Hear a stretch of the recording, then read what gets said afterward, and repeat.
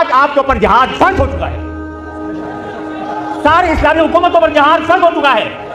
اب صرف زبانی جمع خرچ سے ہم اللہ کے سامنے اب کو جواب دینے کے قابل نہیں. اب صرف زبانی مذمتوں سے ہم اپنے ذمہ داری سے عہدہ برا نہیں ہو سکتے. تمام مسلمان حکومتوں پر درجہ بدرجہ یہ جہاد فرض ہے. ہونا اب امت پر فرض ہو چکا ہے.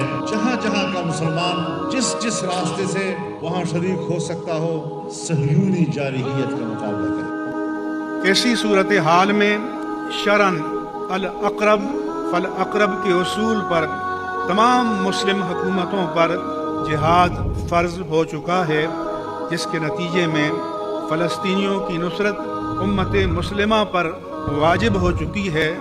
قرآنی آیات، احادیث مبارکہ اور مسلمہ فقہی اصول اس پر شاہد عدل ہیں. اے جہاد سے ڈرنے والو، تم کہیں رہو، موت تو تمہیں آ کر رہے گی، خواہ مضبوط قلعوں میں رہو.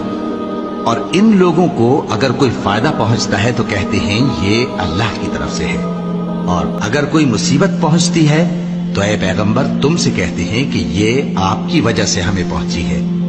کہہ دو کہ رنج و راحت سب اللہ ہی کی طرف سے ہے. ان لوگوں کو کیا ہو گیا ہے کہ بات بھی نہیں سمجھ سکتے؟